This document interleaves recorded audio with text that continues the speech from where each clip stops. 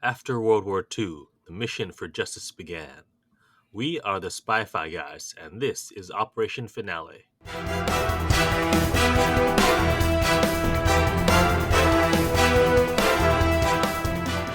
Welcome to the Spy-Fi guys, where we cover spy facts, spy fiction, and everything in between. I'm Christian. And I'm Zach. First of all, we are back after a little gap, just a month. Yeah, we are back on the reduced schedule. Yep. Hopefully not forever, but currently. Yes, and we're back covering the what year did this movie come out? Actually, I don't have it in front of me. Excellent question. The movie Operation Finale from 2018. You know, that seems like not that long ago, but also a lifetime ago. That's right. So I remember seeing this with you and our buddy Sandeep, who longtime listeners may recall from the Prisoner Oh, that's episode. right. I believe we saw it for free via the Spy Museum. Yeah, in my recollection, it was a Spy Museum screening, which I guess we've established that we've both seen the movie before, and this is our second time, or at least my second time. Did you see it any times in between? No, this was the second time as well, but I remembered it pretty well, though, like often is the case, what I remembered of the movie turned out to be different from what it actually was. But we'll talk about that as we went through. And in order to prepare for this episode, I read the book Hunting Eichmann. Mm-hmm. And I also read Eichmann in Jerusalem by Hannah Arendt. Okay. So that will both factor in as we go through the movie. And, of course, spy fact versus fiction at the end. All right. Well, why don't you get us started with our plot synopsis from IMDb? Okay, so the plot synopsis is very brief. Operation Finale 2018, a team of secret agents set out to track down the Nazi officer who masterminded the Holocaust. Short, to the point. All right, so we start with a lot of text. Between 1939 and 1945, the Nazis murdered over 10 million enemies of the state, quotation mark, 6 million of them European Jews.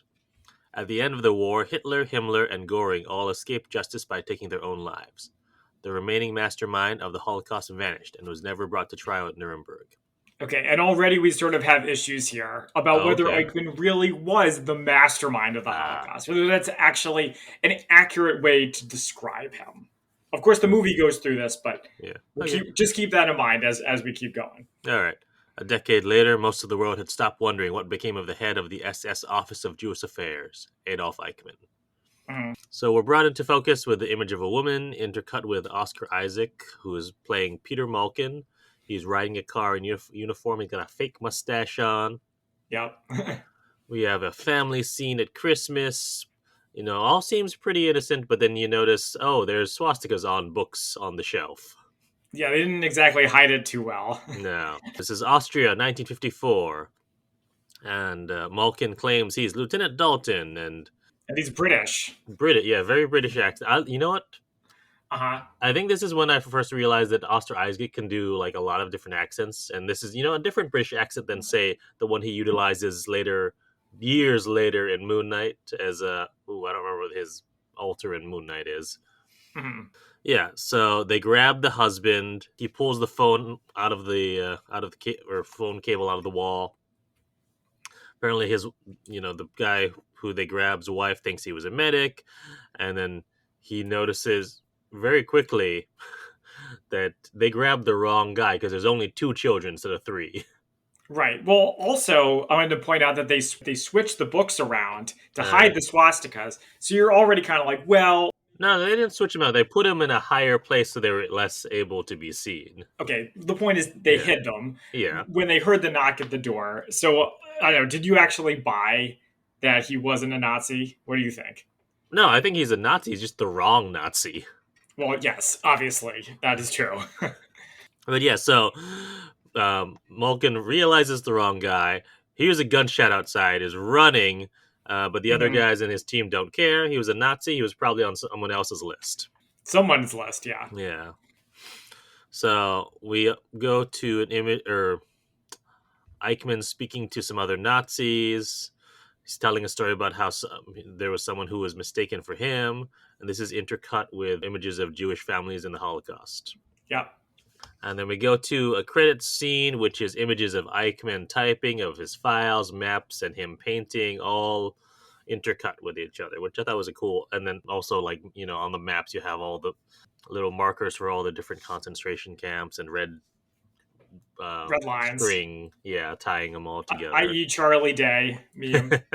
So I Right. like this opening credits. It's very old school. Movies don't Hmm. do this so much anymore, at least Yeah. not the big budget Hollywood Mm-mm. movies. Even the biggest budget Hollywood movies are too good for even a title. They wait until the end of the movie Well, and I then they mean, put the title you on. know who started a lot of that, right? Wasn't it Steven Spielberg? That was Star Wars. Well, at least with Star Wars, you got the title right in the Yeah, you do. beginning. But yeah, but there was actually a hubbub about like that they didn't have credits in the opening and they weren't until the very end. But anyways, we're off topic. Hmm. We go to Buenos Aires in 1960. There's a girl in a theater watching a movie called Imitation of Life from 1959. Were you familiar with this movie? I was at first I thought it was West Side Story. I was like, no, that I doesn't also sound thought so, right. yeah. Apparently, the reason it's in, well, part of the reason it's in here is because the girl in Imitation of Life, the actress in Imitation of Life, is the mother of the director Chris Weitz. Oh, okay. Yeah, It serves the plot really well it at this does. It one does. point. Yeah. So the girl in the theater is Sylvia. She Mhm. notices a few boys a few rows behind her making some noise, and she thinks one of them is cute and decides to talk to him after the movie. Okay, in what scenario? Like you see this in movies all the time, but come on, really? Like, why would you give any attention to a bunch of guys who are being idiots in a movie when you're trying to watch a movie? I don't know. This is just me. Been a decent amount of time since you and I were teenagers, and I also think that the times may have Mm, affected it. You mm, know, teenage boys engage in attention seeking behavior and they get the attention that they want. mm. But were you going to talk about what exactly they were doing in the movie theater? I didn't want to jump I didn't ahead. actually catch what were they doing? Were they throwing popcorn or what are they doing? Yeah, No, no, no. So it's very interesting. So what happens in the movie yeah. Oh, is yeah. Hmm. the girl that the guy is interested turns out to be mixed race and he like flips out about it. Right. And Yeah. the boys, the very Aryan looking boys, think this is hilarious. Oh, that's what it was. That's right. Yeah, I was distracted by the movie, so I didn't actually notice what they Yeah. were doing. Yeah. So Okay. so you get the impression that they're like Nazi adjacent or Yeah. whatever, which of course turns out to be 100% true. Sylvia talks to the boy whose name is Klaus, very Klaus, German yeah. name. Turns out that they're both German. Sylvia brings a Klaus back to her home. We find out that Klaus's father was in the SS, but he was killed, and he lives with his uncle now. Hmm. And Sylvia's father asks if Klaus ever thought about going back to Germany, and that's when Klaus makes a lot of anti-Semitic statements. Yeah, he just like goes off on a rant about Yeah, it. It's a bit of a Nazi stereotype or a neo-Nazi stereotype, but whatever. I mean, probably true. I I've don't never know met any any. Nazis, so yeah. Yeah. Anyways, so we go over to Mossad HQ in Tel Aviv. Yes. They reveal that they got a lead on Eichmann, and those who are, the higher ups are skeptical. I wasn't sure, but yeah, this confirms that Sylvia's father was blind. He had sunglasses on, and it was night, Mhm. but maybe he was just cool like that. Yeah, it's not that cool. No. Old guy, born before 1900, cool. But I wanted to jump in here with two actors in this part. So first we have Lior Raz, who Okay. plays Eton, I believe Mhm. is the character's name. So Lior Raz is a real life former undercover agent. Oh, So cool. his Okay. big show on Netflix is called Fauda, which is Hmm. a Israeli TV series about Israeli military people who pose as Arabs and infiltrate the West Bank to get terrorists. And Interesting. that's Okay. what Leo Raz did in real life, and that's what he does in the show. Uh huh. And now he's jumped to movies, so it's Cool. nice to see him here. Yeah. And then who's the other guy? And then the other guy's Nick Kroll, the comedian. Do you know him? He was in The League. I never watched the league. Hold on. I know the name, but Yeah, I'm like, oh he yeah, he he plays had the Kroll show. No, I meant in this movie, his character name is Rafi. Ah, yeah, okay. See, I knew he looked familiar, couldn't place him Mhm. where, and I'm looking at his IMDb. I don't know that I've seen much he's in, but he does look familiar, and I know the name. Yeah, he mostly does comic stuff, and he does Mhm. comedy in this movie. Right, And he's a like quick the story comic about relief. him Yeah. that I wanted to share since it's very applicable to this. I went to the League panel at New York Comic Con a long Okay. time ago, probably like 10 years ago, and I wore this old T-shirt that is really faded, so don't wear it too often. But it's a Captain America shirt with Yes. a 6-pointed star rather than a 5-pointed star. The League, as you probably may have deduced, is a lot of mean-spirited comedy. And it's kind of like It's Always Sunny in Philadelphia, where the characters are constantly making fun of each other. So what they would do when people would come up to ask them questions is they would make fun of everybody who came up to ask them a question. Okay. So for me, they were just like, "Are you Captain Israel?" I actually got off fairly light, but there was people dressed as Goku. They really gave it to them. Ooh. So Sylvia's father is blind, so they're skeptical of this information. But they heard the name. He heard the name Eichmann. Also, it's revealed that Sylvia doesn't know that she's Jewish. Right. And she was raised Catholic. Which means she isn't necessarily gonna push back against Klaus's Nazi tendencies. At least not at first. They also talk about how their resources are limited. This is Leo Raz talking. He's like, we have enough problems to deal with. The state has only existed for like 6 years. And so this reminded me, and not for the last time, of Munich. Yeah, see, this movie reminds me of a weird combination of Munich and Argo.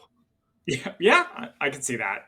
I'm not weird in a bad way, but it's like, it doesn't seem like that makes sense, but if you watch it, it actually does in terms of just the way that it's set up. Anyway, so we go over to Malkin, who is in the gym doing some fight training, sparring against this other guy whose name is Aharani. We find out that Malkin pretty much only gets the worst jobs. He's, I guess, because no one likes him, or what is it? Why is that? In this scene, my note is, I feel like Oscar's really channeling Poe Dameron. And this, of course, was when the Star Wars sequels were still pretty hot. Yeah, 2015 was Force Awakens, and I guess 2017 was Last Jedi. Yeah. So, like Poe Dameron, this character, Peter Malkin, always has a smart remark. He's always pushing back when people push on him, and he's just not as charismatic as Poe Dameron, though. And certainly, unlike Poe Dameron, he's not the best of the best. No. We cut to him later. He has a painting behind him, which apparently he paints, and he has flashbacks to a woman with her children who's killed. This is the same woman who's in the very intro scene. Right. Now we cut back to Argentina with a fancy party, seemingly. Klaus has brought Sylvia, and then immediately I noticed Klaus wearing a red armband, which has alarm bells. Yeah, the whole armband thing, no matter what color it is, that seems to have died with Nazism. You don't see too many people with armbands anymore. A man whose name is Carlos, Fulner, is speaking and has a big Nazi speech. He's asked, what do we do with this problem? Soap. So, yeah, a couple of things about this. So, first of all, this reminds me of like those classic pulp adventure comics and also superhero comics where you're hanging around and all of a sudden there's just Nazis. There's a huge group of Nazis having a party in a basement somewhere. But also, the guy's speech is reminiscent of that of Hitler's speeches. Right. So, I haven't seen a ton of Hitler's speeches, but I did watch one once where Hitler did like, who are these people that are causing problems? Who are these people that are undermining our country? And then he just waits for somebody else to say the Jews. Yeah. So this guy does the same thing, which is interesting. And at the end of that, all the shouting, they start shouting. Well, after they stop shouting soap, they start shouting Sieg Heil. Yeah. Just in case you didn't get it. Yeah. And at that point, what's her name? Sylvia is very uncomfortable and leaves in a huff. Rightfully so. Yeah. So we get some sort of montage of Malkin at a cafe. He notices an older man's Holocaust tattoo. Yeah, which I liked because it shows that it really wasn't that long ago. Oh, yeah. He, is on his way to his mom's, bringing flowers, plays with the neighborhood kids. His mother is upset because she broke the photo of his sister, like the frame. But only the frame, not the picture not itself. The photo itself, but So they have dinner, and the mom asks about Hannah, who's apparently an ex-girlfriend. The phone rings, and she says, "Do not answer this. It's Shabbat." This is a classic spy movie thing. So before we get to the phone call, I wanted to jump in a couple of things here. Sure. He says, "Wow, a new fridge," and she's like, "Yup." Then they also have a phone. So as we have discussed in the past, I like Israel. I like Israeli history. I like reading about it. And this jumped out to me because of my prior knowledge, which is in the first 20 years or so of Israel's existence, the bureaucracy of getting everyday household appliances was a total shit show. I beg pardon my okay. I French. didn't know that. Like, if you hear from people who were living there at the time, they would be like, it took 10 years to get like a phone. Wow. Because just like going through the bureaucracy and getting permits and all that jazz. So for Right. these guys having a fridge and a phone in hmm 1954, they're actually in really good shape. I think this is 1960 already, but yes. Yeah, It 1960, you're right. started at 1954, and that And was then it the jumps. opening scene, and then jumped to 60s. Yeah, I guess that makes a little bit more sense then. but That they still, that by 1960 things would have calmed down a bit. yeah. What's the rule against answering the phone during Shabbat? Yeah, you're just not supposed to do it. It depends on Okay. how they don't seem especially religious. Uh I huh. think this would be kind of more like, to use a spy movie cliche, it's Saturday. Like, don't pick up. Okay. It's Saturday. You're supposed to be Got. with the family, Didn't know from my name. Not Jewish at all. right? Well, So I know it wasn't there like something about not using fire or right. during Shabbat. If you're religious, you're not supposed to use machines on Yeah. Shabbat, Okay. That's and what it is. Yeah. certainly a phone would definitely be against the rules. But they don't seem religious, Right. so Right. Okay. whatever. That's what I was like. I was like I wanted to make sure I got that right because I think that's right, but Yeah. I don't actually know. hmm So Malkin gets brought in and briefed on Operation Finale. Apparently, Sylvia is going to take some of their people who are already on the ground, including I always forget his name, Ahorani, hmm uh, to Klaus's family home, so they see if they can get a positive ID on Eichmann. Yep. Malkin, is hearing all these plans about how to extract them. Is like, you know what? Why don't we just, put a bullet in them and save us the trouble? But apparently, the prime minister wants a trial. Yeah, this reminded me of Zero Dark 30 when Jessica Chastain was like, I just wanted to drop a bomb on him. I didn't even want to use you guys. Yeah. Malkin makes a new plan on how to extract Eichmann. They apparently need to extract him by plane. And with that, they need a good cover story. It also just so happens to be Argentina's 60th. 100. I thought it was 150th. Could be. I don't remember. I have the note 60 on the anniversary, but it may be 60 days until the I anniversary. think It's an that's probably it. Yeah, anniversary. I think it is Yeah. 150th anniversary. So the cover story is those, because the or the Israeli airline, is it El Av? All. El Al, sorry. Yeah. El Al doesn't usually make trips to Argentina, but they make it a special occasion, so they're sending people, and that's a good Right. cover story for them. They're going to drug Eichmann, but they need Hannah, who has the experience and field training. hmm So Malkin goes to see his ex, Hannah, at the hospital. Hey, it's Shoshana Dreyfus, a.k.a. Mademoiselle Mimu, I forget how you pronounce the name, from Inglourious Bastards, Yeah, that's the only role I think any of us will know from her. because we don't watch French movies. Well, yeah, what I'm saying is she's mostly been in French movies except for this one and Mm-hmm. Inglorious Bastards. So what, does she only do movies about hunting Nazis? I wonder if she's a French Jewish She actor. is, actually. I did look that Okay. up. Not like she looks Jewish, if you know what No, I but mean. with two different roles of that, It's which not a made me wonder coincidence. about Oscar Isaac as well, because here and Moon Knight playing a Jewish character, Mhm. apparently he may have some Jewish ancestry on his father's side, but says he's a whole mix of stuff. There you go. She doesn't want to join a hit squad, but he convinces Hannah to join by saying it's in Argentina. They'll have good steak and salsa dancing, which Mhm. I don't watch. Never mind. They do eat a lot of meat. Yeah, he basically works on her and he works his charm, and she already Yeah. kind of likes him. But she has her own traumas in the past, too. She mentions that her last job she screwed up and someone died, but it was ruled as he had an allergy, so it wasn't her fault. Yeah. So we cut back to Argentina. Haroni and another Mossad agent whose name is this Ephraim, Yeah. are driving Sylvia to the house. They create some sort of said, find some way to get the uncle outside of the house. hmm So she goes in and she meets Eichmann, or I don't have what his cover name is written down. Clement. Nicholas Clement is his cover name. And apparently they've heard all about her. So, trying to welcome him, sit her down for a cup of tea. She brings a present to apologize for the embarrassing him last time. Right. Klaus comes in. He's still pretty upset about it and kind of disrespects her. At which point she leaves, and then Eichmann is threatening. Well, not threatening. I would say. Well, how would you describe what he does to Klaus? He just. Being slightly physically abusive to Yeah, his yeah. son. There you go. That's a. So That's. did you pick up on the clues dropped here? Oh yes, I immediately he says, Yeah. "I'm sorry, father," and then Eichmann tries to cover by saying, "You don't need to call me that." Yeah.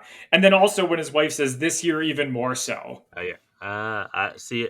I didn't catch that. Yeah, about the flowers. There's a little bit of like Sherlock Holmes detective stuff, which I was Yeah. not expecting. Yeah. Sylvia runs outside of the house. Klaus goes after her, and then Eichmann also comes outside. And at that point, Ephraim actually gets a photo with it's like a camera hidden inside a briefcase. Yep, that's right. So a little preview for Spy Fact versus Fiction because I have tons of it. Is Okay. they did use a briefcase camera, not in this part, but Uh-huh. the shutter control was on the handle. So Ah, they cool. would just kind of point it like a gun and be like click Yeah. click click. So there's a meeting of the entire team who's going to be extracting Eichmann, and they have to make sure it's him. Malkin realizes the clue that you picked up on the flowers. Apparently, that day was the 25th wedding anniversary, and so they were like, nope, it's definitely him.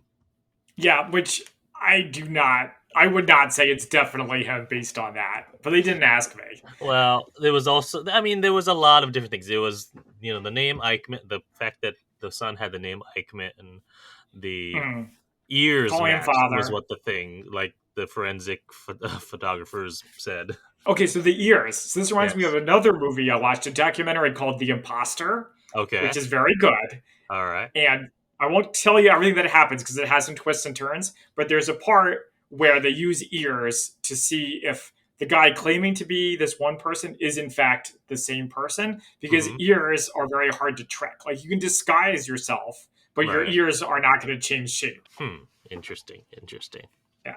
Oh yeah. So one of the other team members, Moshe, wants to kill Eichmann instead of making him famous, and he tries to get everyone to say how many members of their family they lost in the Holocaust. Mhm. Hannah like shuts it down immediately, saying, "I'm not playing this game." Right. And as they're doing this, Prime Minister David Ben Gurion comes to meet them. Yeah, and before that though, I have a note in 1960 the is the Pope Catholic joke is still new and funny. Because Nick Kroll says that and everybody laughs out loud. Oh man. But yeah, so David Ben Gurion shows up, the first prime minister of Israel, and I think we've discussed this before, but do you Mhm. remember what relatively famous comic book character's appearance is based on David Ben Gurion? Ooh, no. Okay, it's Ganthet from Green Lantern. Oh, that makes sense. I was like, all right. I was running down. I was like, I was like, it feels like something from that like Neil Adams era, but I couldn't place Mm, it. But yes, mostly his hair, or yeah, lack yeah. thereof. And by default, like all of the other, you know, uh, Guardians. Guardians. Thank you. So we have a montage of fake passports and travel. They all travel indirect routes, which I'm like, Mhm. okay, that's good. They're not all just flying on the same plane to get there. Yeah. They have nice cover stories. Hannah and I don't remember this guy's name. Yeah, there's a lot of characters to remember their Sweetie. names. So Hannah and Yakov are posing as like a married couple or something. Mhm. They go to rent some cars, and at that point, like he tries to. Seems like he's trying to make a move on her, but she like rebuffs him. Yeah, he got a little bit too into the role, Yeah, is what yeah. I would say. Yeah, so this is a little bit like Argo 2, where they have to get cars, they have to get Mhm, safe houses, they have to mhm. do all this paperwork. Yeah, I like they set up the safe house, they inspect it, and then we go over to Eichmann doing another story time at a Nazi meeting. Yeah. And they're also plotting to like take over Argentina, Yeah, right? so Frumer is trying to convince him that they can come out of the shadows. We have the support of this many people, and Right. Another Eichmann. classic Yeah. adventure story plotline. So Malkin and Aharoni are surveilling Eichmann's house. They discover that he's like clockwork. He has a very strict schedule. Takes a bus to and from the Mercedes factory. So Mhm. they figure out that they will grab him after he gets off the bus, but and crosses over to where his house is. Yeah, which Tom Clancy taught us if you think you're being targeted, don't ever have the same routine. That was in Patriot Games. Right, but he doesn't think he's being targeted. He's generally suspicious, but he has no reason to think he's any more being targeted right now than he has been in the last 20 years. True, true. Yeah. Although, how I don't know how suspicious is he? Well, they talk about in the book how careful they have to be because if they make him really suspicious at all, he could easily run and then they'd never find him again. Right, Because it right. took But them years and years to find him the first time. well, I'm just saying, but in general, how it doesn't seem like he's hiding too much. Like, I mean, like he's Yeah. not. There's nothing overtly like he doesn't have routines, any long circuitous routes to try to avoid any tails going to and coming from places. Yeah, I think it's safe to say that by this point he'd gotten pretty comfortable Yeah, with his okay, that's situation. the point I was trying to make. Yeah, Yeah. as they're driving at one point, Malkin and Ephraim hear about Gary Powers' capture on a Yeah, radio. he's giving a shout out. That's nice. I mean, okay, I was like, oh wait, 1960. Yeah, nope, the timeline matches up. But I don't think they would trade them if they No, got caught. no. And so they go and recruit some local Jews to help, who are known as what Cyanine. was Cyanim. Yeah, thank you. Yep. So they're practicing and training for the extraction, and their boss, whose name is Harel, it says that after that point he'll have no Mhm. more contact with him. So they're going to exchange money in cafes, which that was they have a little cool little montage. One is given Yeah. the cream for the coffee, puts money in the creamer, and it's brought directly to the next person. And yeah, it's a nice little exchange. Classic spy stuff. hmm At one point, while they're surveilling Eichmann, Malkin has some more flashbacks. Sees his sister, who we figure out is the woman in the flashbacks, hanging from a tree. Mhm. After he has his flashback, Hannah senses something. They have an almost romantic moment in a car, but he's like, "Nope, not until this is done." Yep. Which, of course, that never really gets. No. There's no payoff for that, but okay. Everyone loads into cars, and we see Eichmann, waiting for the bus, and he's watching birds in this weird formation. I've never seen birds do that. Have you? Yeah, I have. It's freaky. It looks like some kind of drone attack is about to Yeah, happen. I can see why people are afraid of birds, but it looks really cool. it does. Yeah, it's a cool visual. But it's like, wow, I wasn't sure if that was a thing that actually happened. It was like, all right, weird omen. Yeah, it does. It does. So the cars get into position. One pretends to be broken down nearby the path of the bus. And as they're watching, a first bus comes, no one gets off. And so they're, wondering, wait, what's going on? And then minutes Mhm. later, Eichmann gets off a second bus, Yeah, so he was late hmm to the late bus. which sets off their suspicions a little bit. Yeah, well, they're like freaking out. Yeah. And so as they're going, or as Eichmann is walking towards his house, Malkin grabs him, but Eichmann manages to let out a scream. Eichmann's wife is suspicious and is like thinks she Right. hears something, goes outside, doesn't see anything, and they manage to get away. Yeah, but they lose his glasses in the Oh, that's process, so right. it's not Yeah. a very well done grab. And as they're driving, they put these little things on their car that says CD, Right. which gets them through the checkpoints. We'll talk about that in Spy Fact versus Spy Fiction. Okay. Klaus later finds his father's glasses in the field, as we talked about. hmm Eichmann is brought back to the safe house. Is he tied to a chair, or is he just I think not he's just tied? sitting there. Or Yeah. is he just sitting there? I have in my notes tied to a chair, but it's like that was probably an assumption. But Yeah. yeah, and Aharoni starts his interrogation, tries to trip Eichmann up, shouts the wrong SS number at him. At Yeah, which that was point, cool. Eichmann's like, you know what? Yes, no, this is my real SS number, and I accept my fate. Yeah, so he tries to convince him at first that he's Jewish, Ah, yes. and he says the a Jewish prayer at one point. Uh-huh. So in the book, they say that when he started to do that in real life, a bunch of agents had to leave the room to keep themselves from strangling him to death right then and there. They Well, were pretty yeah, pissed off about it. understandably. I was like yelling at the TV, "Look at his dick! Just look at his dick. You'll find out if he's Jewish." Did not think of that. Oh boy. They didn't ask me. Once they've gotten to admit, the team toasts their success, hmm and Klaus, goes to the other Nazis for help. They're trying to figure out who else knew, and he sees Sylvia's present in the corner and realizes that she must have something to do with it. At hmm which point, Sylvia's father is taken in by the Argentinian police. Some good twists and turns here. Yeah. Ephraim comes back to the team with news about the plane. It's been delayed for 10 days. So in that time period, they need to watch Eichmann and they're gonna have to do it 24 hours, do it in shifts. But Aharoni is the interrogator, is supposed to be the only one who actually talks to him. Yeah, so I remember this being much more of the movie. Yeah, right. Like in my memory, most of the movie was them in the safe house, and there's the psychological thing between Oscar Isaac and Ben Kingsley. But going back and watching it again, it's really not the case. It's only Yeah. about 20 minutes of a 2 hour movie. Malkin has more Holocaust flashbacks, a truck full of bodies with Malkin's sister on the top. Mhm. And this is when he's watching Eichmann at one point, Okay, and but wait. Eichmann So I is want to talk asleep. about the truck full of dead Yeah. bodies. So in my memory, Mm-hmm. it was one of those portable gas chamber trucks. Uh-huh. But I don't think it is. I think it's just a No. truck full of dead bodies. Yeah. As I think I may have said before, I'm not the biggest fan of Holocaust movies because I find them kind of Fair. gratuitous. Yeah. In this case, I probably would have preferred you didn't need to actually show a truck full of dead bodies to get the picture. I think the hanged sister was probably shocking enough. Right. But then I remember talking to you where you're like, well, audiences are dumb and they need to be reminded about what's going on because they're not in the know. Did I say that at the time, or are you just thinking of what I would say? I was thinking what you would say and what you Okay, have yeah. said about many other movies, but not Yes. this one. Yeah, no. I feel like also, yeah, on the one hand, it was not as gratuitous as it could have been. No, that is certainly true. So I think it struck just the right tone of, all right, and it doesn't shows it, but it doesn't like linger on it really. It's just enough to see that, you see Right.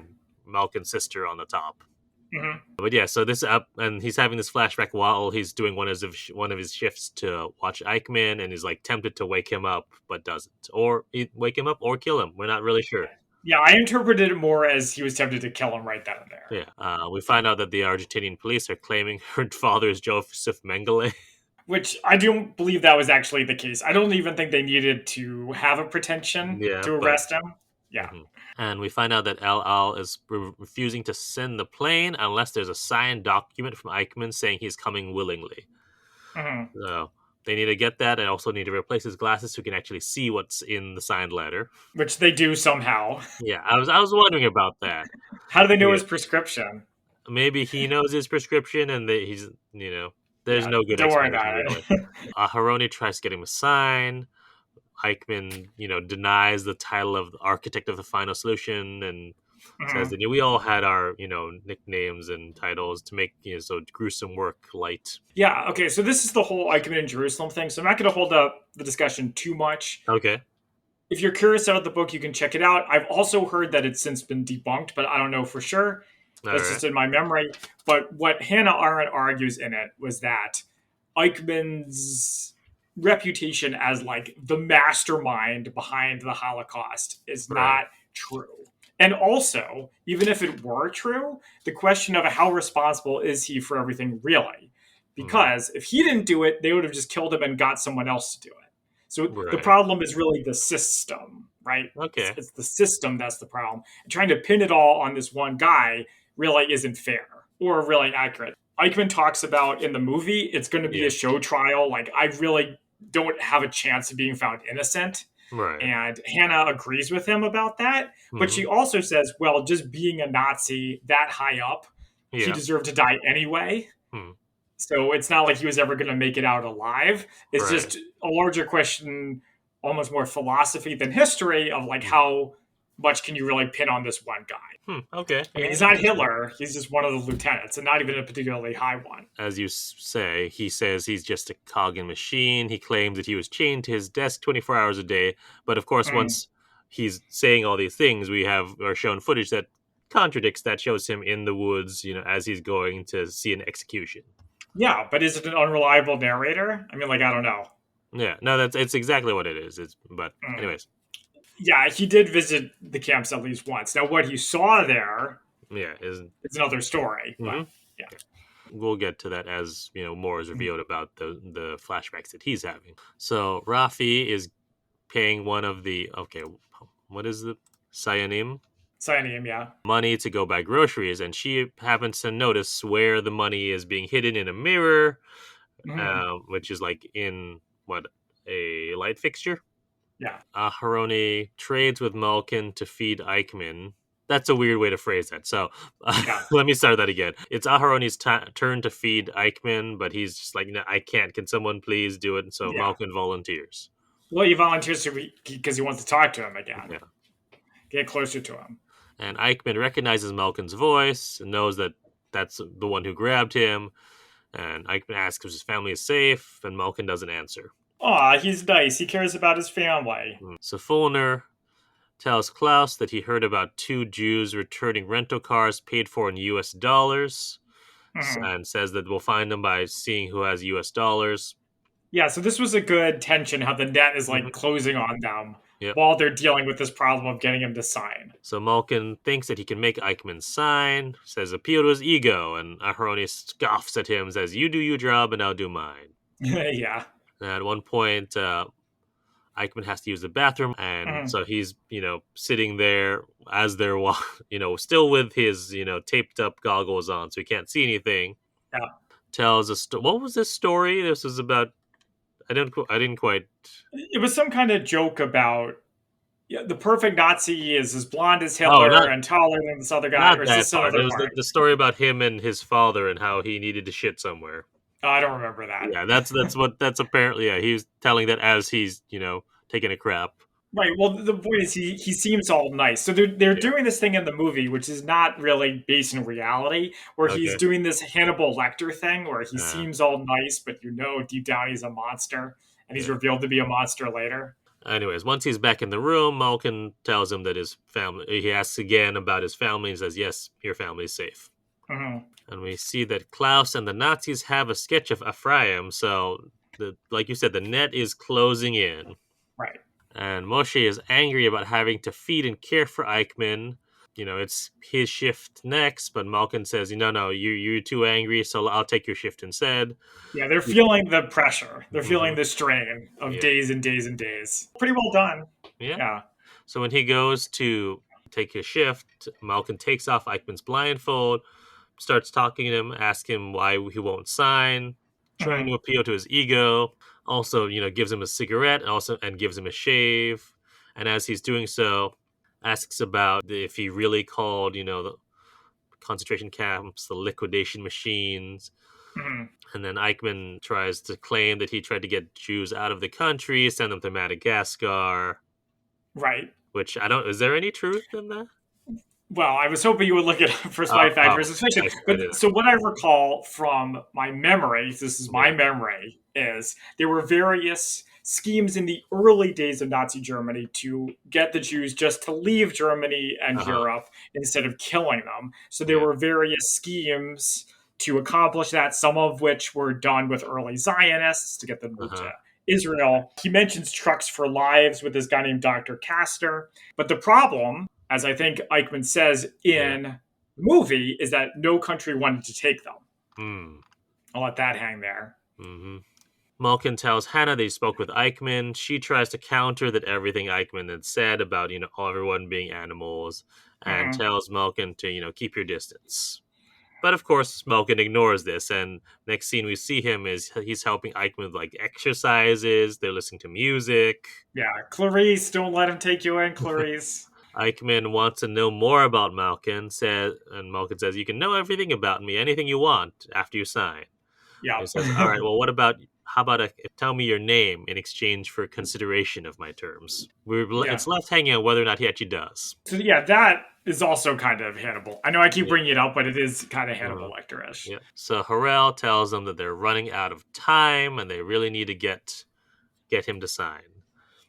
So we see Malkin getting Eichmann ready for forged passport photos, and he's still trying to convince him to sign. They put a fake mustache on Eichmann. To get the picture, yeah. Yeah. And Yakov is sent on a walk because he's making everyone nervous. And as he's walking in the rain, he sees that the Germans are searching for them. He hides, grabs a rock just in case he needs to kill one of them. He does. Finally, some action. He gets back to the safe house and tells them to hide Eichmann. The Nazis are just about to leave. Yakov is trying to stop Eichmann from shouting, but that quickly turns into Yakov choking Eichmann. Accidentally. Yeah.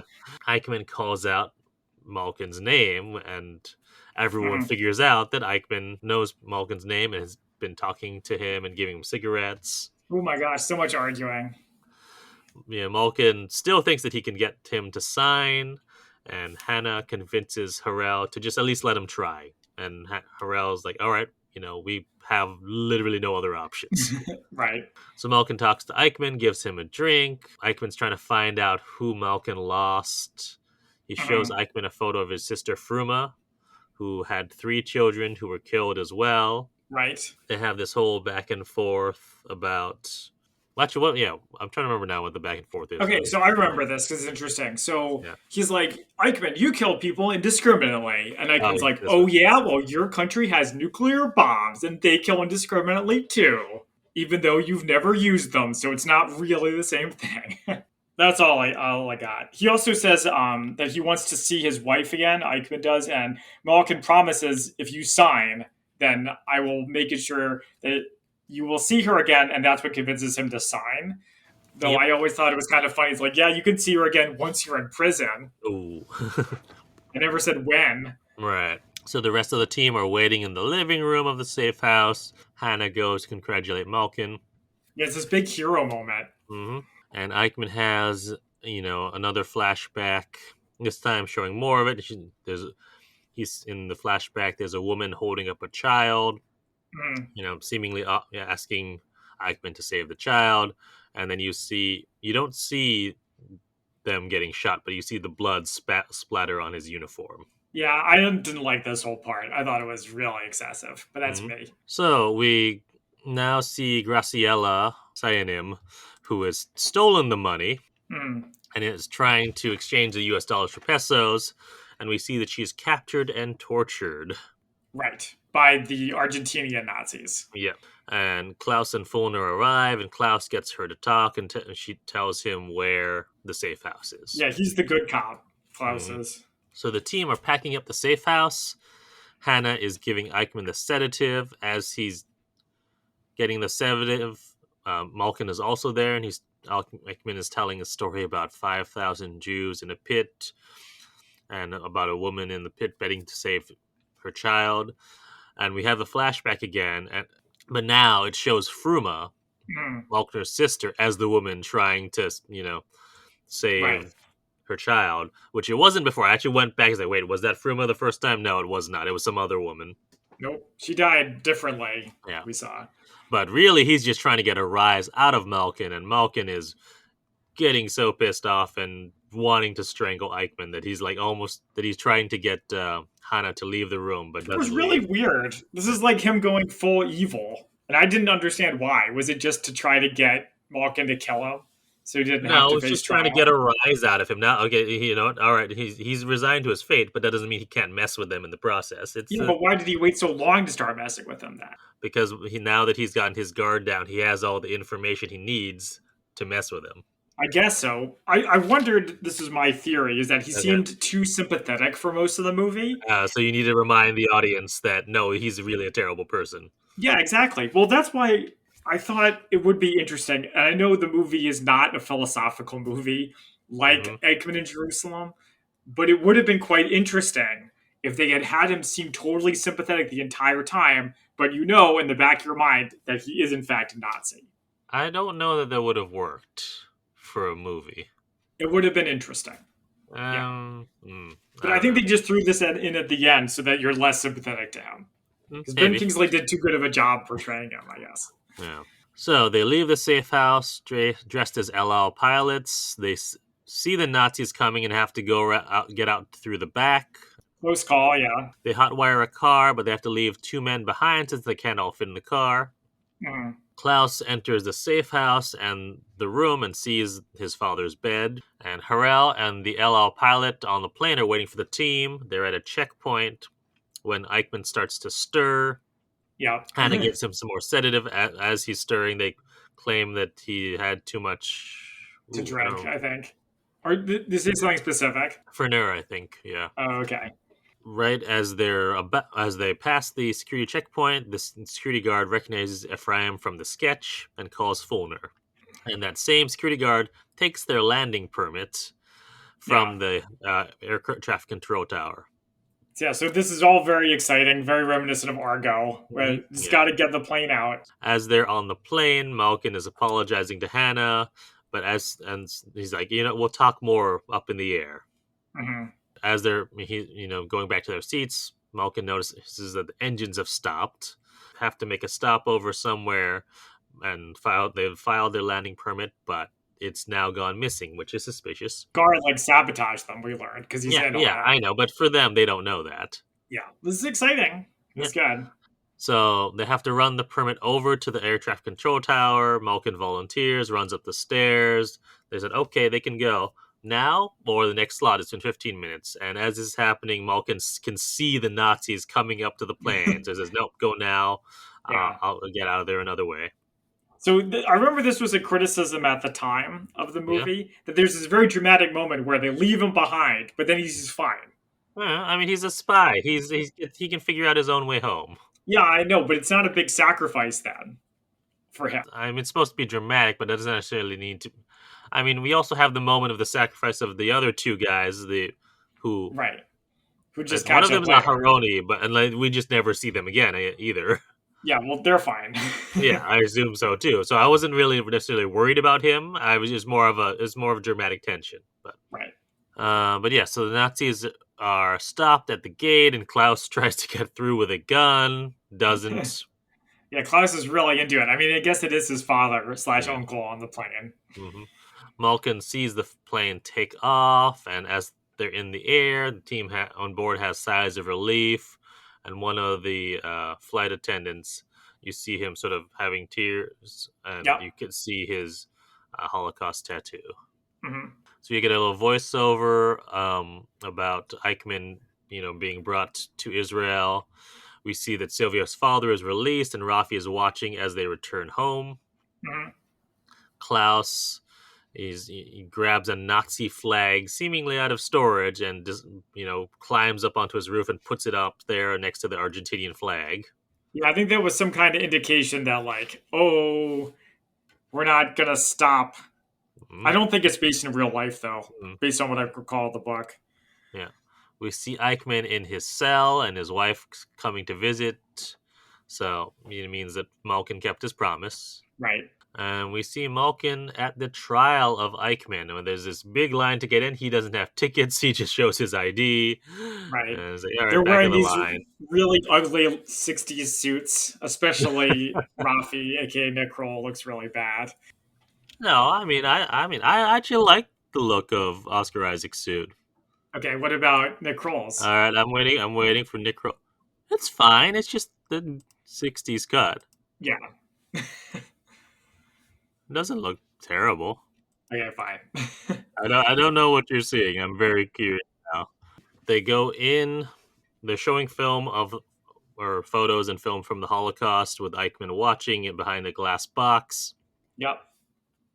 Do you know why he's in a glass box? I assume it's a bulletproof box. I don't know, actually. That's right. That's right. Okay. Yeah, to prevent someone from assassinating him. Yeah. Malkin takes a seat and sees Eichmann. The prosecution starts their case, and at which point Eichmann notices Malkin. And Malkin also sees Hannah, who is now pregnant with some other guy. Yep. I guess things didn't work out between them. Yeah, well, they didn't get to have their big talk on the plane. Nope. So she moved on. During a break, we see Malkin walking away. Rafi, sees him, asks if he's going back in. He says, "No one will blame you if you didn't. And that if you just let it go." And Malkin decides he's not going to go in and sees a vision of Fruma and her children, sort of, walking through the forest. Moving on, you might say. He's moving on. So he leaves and he doesn't go back in. And then we get some more text at the end. June 1, 1963, Adolf Eichmann was hanged, having been found guilty of transporting millions of people to their deaths.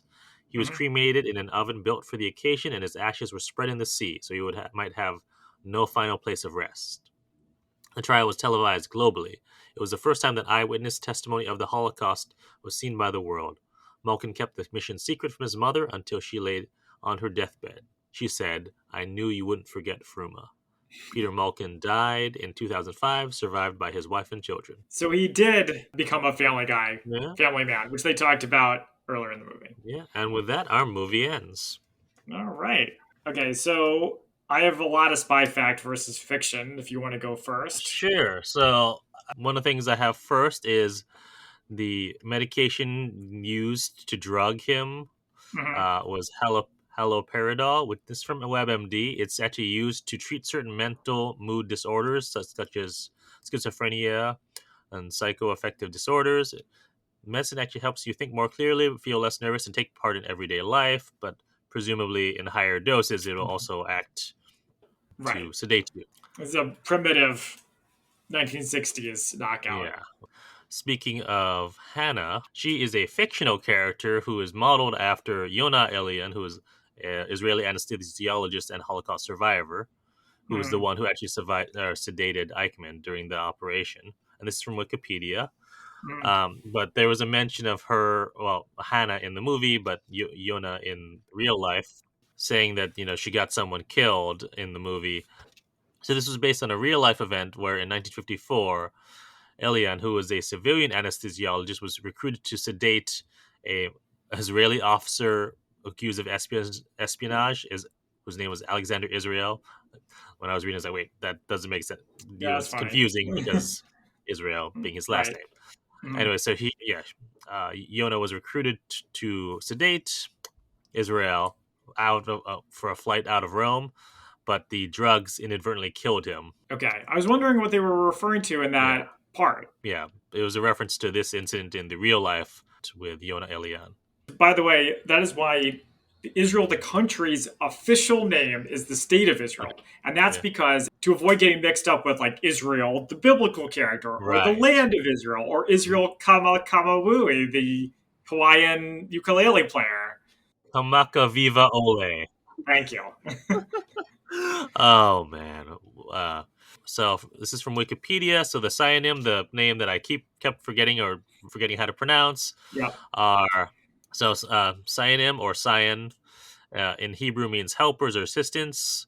They're recruited to provide logistical support for Mossad operations, usually local Jewish or non-Israeli citizens. That's all? Well, that's what I got from Wikipedia. Okay, yeah, it's a little bit uncomfortable, the idea that they recruit local Jews, because as you may recall from our Jonathan Pollard episode, it's a stereotype about Jews is that they will undermine the countries they live in. And in this movie, they literally do that. Now, it's different when it's a military dictatorship like Argentina. And they're literal Nazis. Yeah, I don't know to what extent these guys are still used today or how much they were used back in the day. I hope they're not still used today. Doesn't say according to Wikipedia, so I have no idea. When they've grabbed him and they're escaping and they get past the checkpoint with the CD little tags. So those are actually diplomatic license plates. Okay. And so CD, the letters on it stand for Corps Diplomatique. So so just adding those little plates to nowadays, it's a specific license plate by itself. It's not like you add those tags to another car. Right. And so that's information from that I found on Wikipedia. Yeah, good thing for them it's not dedicated plates because the CDs are probably a lot easier to get. Oh, yeah.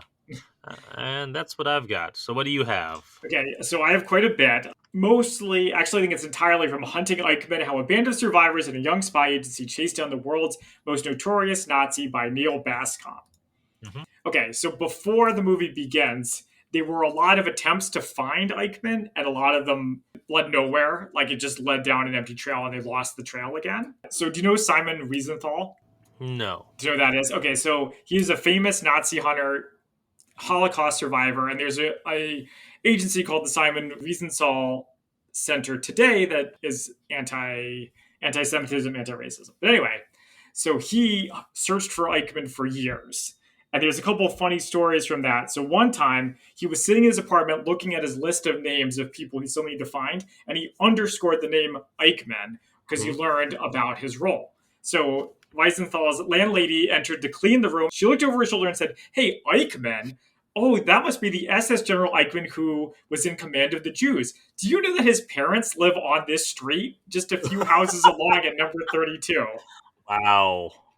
So that was one. Right. And then another time, Simon was he was searching, and he was getting totally burned out. So his friends told him, you need a hobby. How about stamp collecting? That's a very popular hobby. So he got into stamp collecting, and he found all these really obscure stamps. He did his thing. And one time, he visited an Austrian baron to compare stamp collections. And at one point, the baron gave him a letter from a Luftwaffe colonel based in Argentina, and Wiesenthal read what was inside, because the baron was just like, take a look at that stamp. That's like a Nazi Germany stamp. Pretty cool. So he found inside a note that said, there are some people here we both used to know. A few more are here who you've never met. Imagine who else I saw and even had to talk to twice. That awful swine Eichmann who commanded the Jews. He lives near Buenos Aires and works for a water company. Wow. How do you like that? The baron said. Some of the worst of the lot got away. And Wiesenthal was like, can I borrow this letter? A Jersey rabbi asked the CIA to help with the hunt for Eichmann, and they just said, we are not in the business of apprehending war criminals. Okay. But they said that even if they did find him, they'd just give him to West Germany.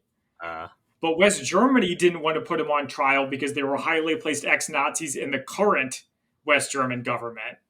Current at the time. Yeah, it would just make everybody look bad. Right. All right. So the part with the British Army guys killing a Nazi in the movie, that goes down slightly differently in real life. First of all, it took place in 1946, not 1954. I don't know why they changed it. Right. And they found a house that Eichmann's wife and brother had visited, and 4 men were living there. So they busted in and they grabbed one, they tossed it in a Jeep and drove away. We are Jews, Adolf Eichmann, one of them said, and we've got a big score to settle with you. And their guy said, he was a killer. I was only a soldier. You are good people. Show me mercy. And they said, you know how much mercy you showed to the Jewish people. Ultimately, the prisoner admitted that he had killed some Jews, but only because, why? Because he was following orders. That's right. And after a while, though, he gave up and said, all you can do is kill me. So they did. So that's how it went down. So, interesting. And I did wonder in the movie whether I was like, that doesn't look like Eichmann. So I don't know if that was supposed to be that same story that Eichmann was telling about how someone got mistaken for him, or if that was just a setup just to show Peter Malkin doing his job and also maybe not being the best at his job. Right. I also felt like because they had it in 1954, they showed that it took years and they weren't giving up and they were still going after him. Yeah. Interesting. Yeah. Okay. Continue. There's a part where they say, we got a picture of you from one of your mistresses. Do you remember that in the movie? No. They were able to get that picture with the use of a Romeo spy agent. Yes. So the Israelis used a local Argentinian named Juan to try to make contact with Nick Clement by having him pose as a messenger trying to get a package to Nick Clement so they could figure out where he was living. Juan was looking, and then reported back to his handler, we got the wrong guy. His name is Eichmann, not Clement. So his handler had to be like, oh, that's okay. You still did a good job. Nice job. It's okay. Most of the agents were Shin Bet agents and not Mossad agents. And like you mentioned, they were all men and they all look kind of similar. There's a picture of them and, I had trouble telling them apart. So Rafi Eitan, which was Nick Kroll's character, had been nicknamed Rafi the Stinker because he crawled through a sewer system to blow up a British radar installation during Israel's War of Independence. He was inspired to be a spy after seeing a movie about Mata Hari. Oh, I wonder which Mata Hari film. So Rafi was also extremely nearsighted and wore Coke bottle glasses that made his eyes seem to bulge out of his face. He was also deaf in his right ear, also from the war. Okay. They were not there for 10 days, and LOL did not need a signed piece of paper in order to fly him out. So they always knew they were going to be there for a while. And the 150th anniversary, you were right about that. They were always going to do that. So that was all fine. There was a little bit, I read it on historyversushollywood.com. They did want Eichmann to sign a piece of paper, but it was just to confirm who he was. It wasn't like LOL was like, we're not flying him until you sign it. There wasn't anything like that. Eichmann was late on the day of the capture because he had a labor union meeting. Okay. And the Israelis had decided whether to keep waiting or stick it out, which they did. I don't have this written down, but I seem to remember from my memory of the book that the Nazis branded a Jewish girl with the swastika on her chest, but it was just some random person they were harassing to be dicks, not a spy that they had captured. And then the last thing that I got is on arrival, the plane had some problems. It almost crashed because the Brazilians use meters and not feet. So when they came out of the cloud cover, they nearly hit the treetop. And then on the way back, they didn't want to stop in Brazil again. So they strained the plane's engines to reach Uruguay so they could refuel. At one point, the pilot joked that they came around and asked for people's lighters because they needed the extra fuel. That was a joke. And then the whole thing about the tower, that was because of errors on the flight plan. So it wasn't because there was a secret Nazi in the airport. Right. That being said, the police missed them by a half an hour. So it was pretty darn close, but not as close as it was in the movie. Right. And that is all I have for fact versus fiction.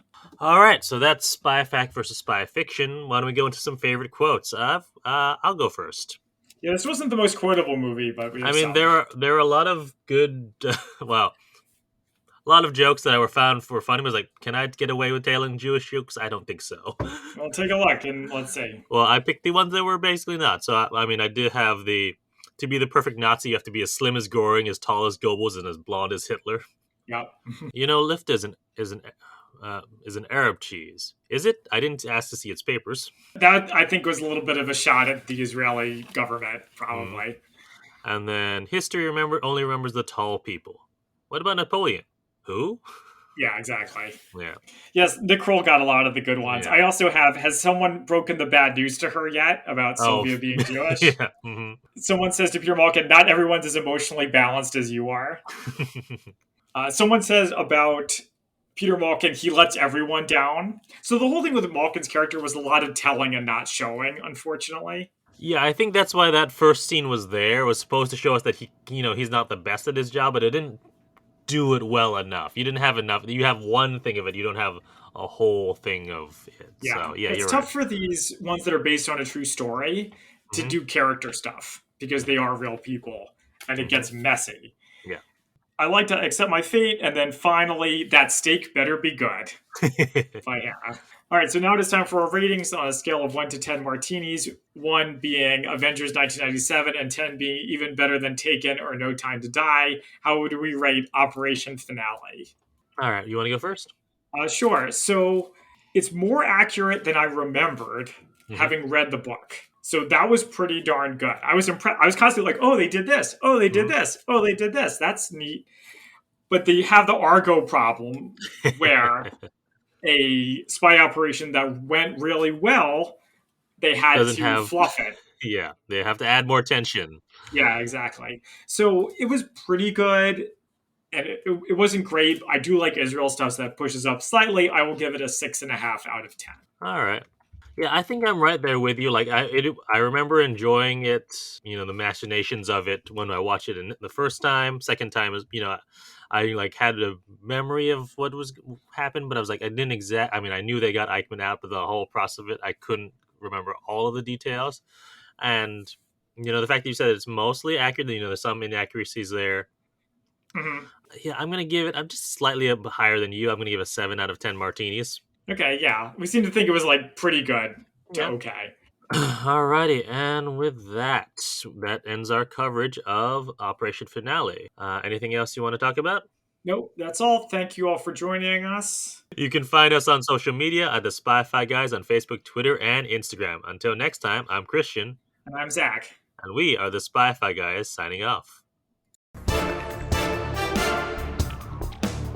Thank you for listening to the Spy-Fi Guys. If you enjoyed our podcast, please be sure to give us a 5-star rating on iTunes. The theme song from this podcast is Mistake the Getaway by Kevin MacLeod from Incompetech.com. Licensed under Creative Commons by Attribution 3.0. Films, books, and television shows reviewed by our podcast are the intellectual property of their respective copyright holders, and no infringement is intended. This is a personal podcast. Any views, statements, or opinions expressed in this podcast are personal and belong solely to the participants. They do not represent those of people, institutions, or organizations that the participants may or may not be associated with in a professional or personal capacity unless explicitly stated. Any views or opinions are not intended to malign any religion, ethnic group, club, organization, company, or individual. You can find our podcast on social media at The Spy-Fi Guys, on Facebook, Twitter, and Instagram.